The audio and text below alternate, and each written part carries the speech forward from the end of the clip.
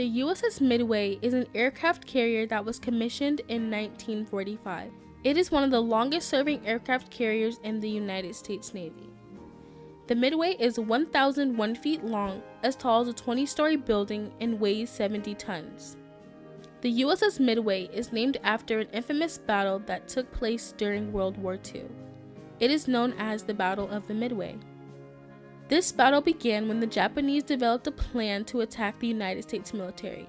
They wanted to destroy the US fleet before it got bigger and better than their own. Little did they know, the US had the skills to intercept their transmissions using cryptologic techniques. With these techniques, the US was able to know about the plan the Japanese had formulated and defeat them, turning around the war. The USS Midway was a very useful asset to the Navy, but was sadly decommissioned at the North Island Naval Air Station in 1992. The Midway could not go unnoticed and was later turned into a museum during 2004, so that the rest of the world could enjoy it. The museum now relies on volunteers to help keep the ship up to par. The ship needs volunteers to educate people on its history and help them understand what it stands for. Although the ship has a paid staff, the volunteers are the heart and core of the museum. There are over 700 people that volunteer aboard the ship, one of them being James, more commonly known as Jim Wheeler. My name is Jim Wheeler, and I'm a volunteer in the education department, and specifically I work in the amateur radio room on the Midway, and we talk to people all over the world during a special event we have on the ship the second Saturday of the month. Mr. Wheeler has been a volunteer on the Midway since 2012. But before his service on the Midway, he served in the United States Navy. He joined the Navy after realizing that his grades weren't quite good enough to go to college. In high school, he had always been interested in technology. He even designed and built some of his own radios and transmitters. One day, the Navy recruiter came to school, and he told us about a program called the Advanced Electronics Program, and it consisted of about I think there were about 6 or 7 different rates that you could go into in the Navy that provided a lot of schooling, and so I was very interested in that program. Mr. Wheeler had found his calling. He knew he wanted to be a cryptologic technician and work in the maintenance department. Throughout his time in the Navy, he received many awards of appreciation. This first thing is a kind of a plaque of appreciation for working at the Fleet Readiness Center at North Island for including my active duty time, 32 years. So this is a plaque in appreciation when I retired in 2007.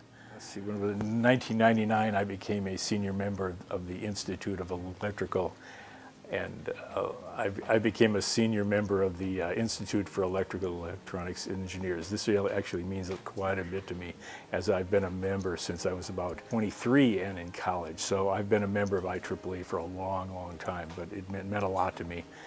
Okay, in 2003 I became an Associate Fellow of Naval Air Systems Command, and I got this because of a some computer software that I wrote that streamlined the measurement of many components that came through our laboratory, and I'm quite proud of this too.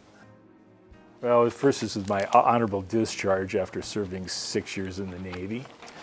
Okay, I was basically at 3 duty stations: Washington, D.C., Adak, Alaska, and Guam. And this is a picture of an inspection that we had, and I'm over here, and that's Captain Sumner Shapiro, and he became the Admiral of the Commander Naval Intelligence Command.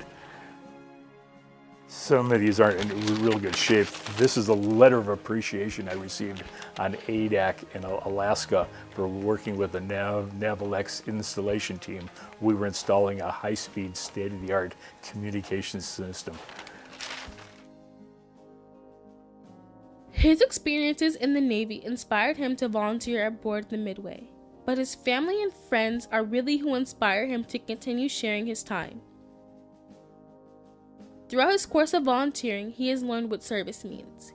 Service means volunteering your time and not getting paid for it. I think that's a tremendous thing.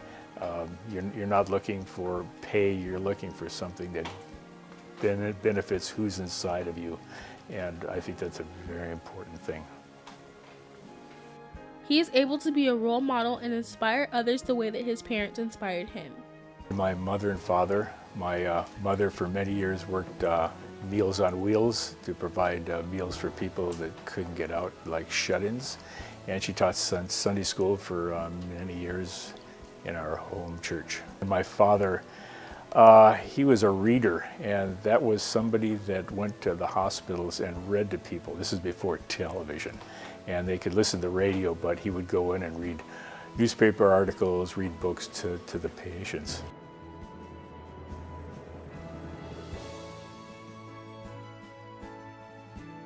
Well, I think it's the old saying, do unto others as you would want them to do unto you. I think that's a really fundamental thing to believe in. Also, love thy neighbor.